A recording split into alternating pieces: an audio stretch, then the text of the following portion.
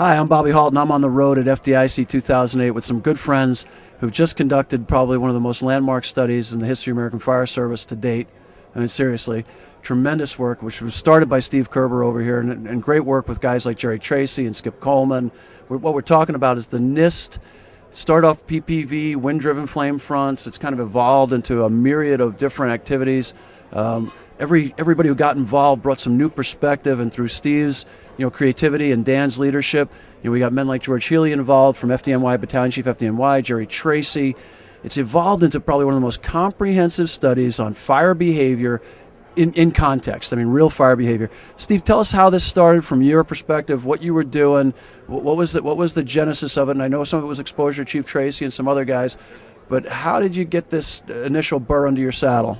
Well, a lot of it was meeting the right people, winding up with Dan and Nelson Briner and those guys. And there was some questions from the fire service as to, this is a new technology, we don't know how to use it.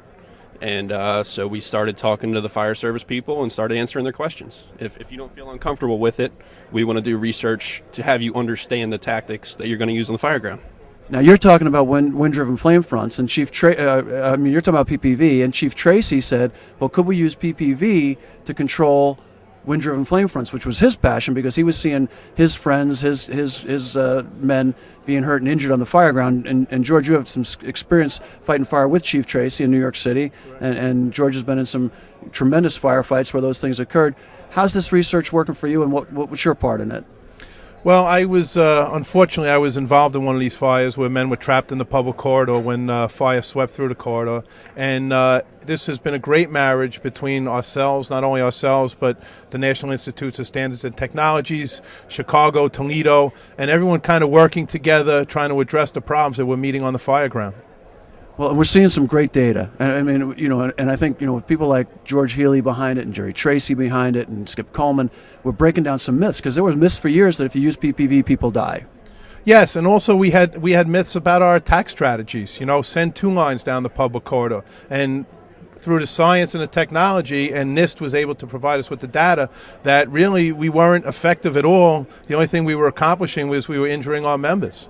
Well, I'll tell you, George was kind enough to babysit me in a hallway in Chicago, and the two of us it was interesting because we didn't intend to experience this, but we were in a pretty heavily charged hallway, a corridor. We were in a stairwell just off the corridor, and as the fan lit up, the two of us looked at each other, and it was like standing in front of an air conditioner. Sure, it's amazing. Why does that happen, Dan? Basically, the fan's moving a lot of fresh air up through the stairwell onto the fire floor, and driving out the hot gases, so you have the pressure at your back.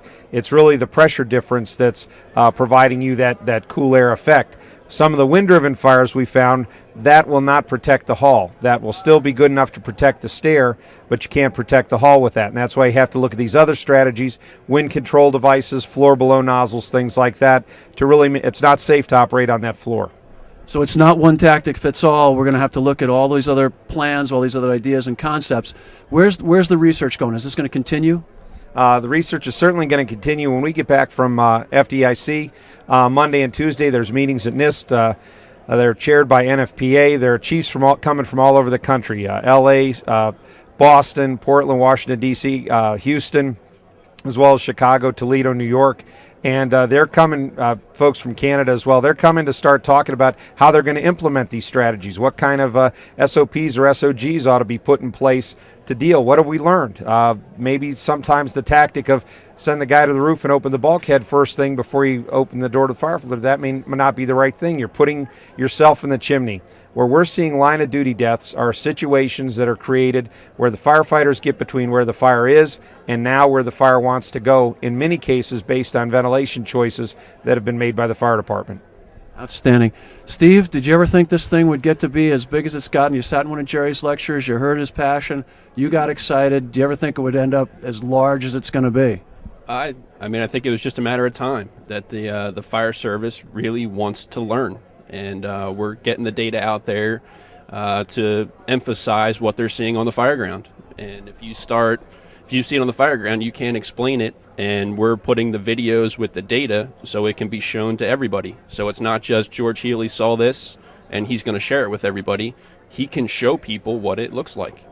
And I'll tell you, and I know Chief Ely and Dan will back me up on this. Lots of times we hear guys talking about the younger generation and they don't get it and they don't learn right and they don't have the right tools. Here we have this young man, and you got to be 35, 40 years younger than me, and only 20 years younger. What are you laughing for, Healy? We've been working on him. I mean, we've had to sculpt him, but he's coming out okay. But I mean, this is the generation that people should be paying attention to and being respectful to, because they do have the talents, they do have the skills, they do have the same passion, they do have the same values and the same principles, and you're the future of the fire service. Guys like you, working with men like Dan. What about with the FDNY? What's next for the FDNY? You've been collecting tremendous data, working real hard. I know you're working with the chief's office and training. It's extremely exciting for us also. We've, in the past half dozen years, we've lost 6 members to these fires. And in the past 3 weeks, we've had several near misses. This is a phenomenon that seems to be, we're encountering it more and more often. We were fortunate enough to be able to conduct tests in New York, to be able to expose our staff and our chief officers to this technology. We've had a tremendous response from them. Everyone now is as excited as we are, and we're looking into the future. We're looking into implementing new tactics and procedures. We're looking into purchasing equipment and getting this equipment out in the field, training the field units. Ironically, we've had fans on specialized apparatus for probably 20 years now, and we've never really utilized it to its potential, and we've certainly never been trained into the technology and knowledgeable how to use it professionally and safely. So we know that now, and we're going to better serve the community as well as protect our firefighters. Well, and I know I'm speaking on behalf of Chief Jerry Tracy, who we absolutely love and adore, who kind of kept us all ignited, kept us all excited, kept this thing rolling hard. The disc is available through the through NIST, and here's the disc right here. You contact NIST or NIST.com or fire.gov, and you can order this online. They'll send it to you, or you come to FDIC, you get it for free. They're just handing them out. Pay attention to it. But to Jerry Tracy, who we know is retiring soon, we all owe a tremendous debt of gratitude. He's a great educator, a fine gentleman, and he has but the utmost praise for these 3 gentlemen.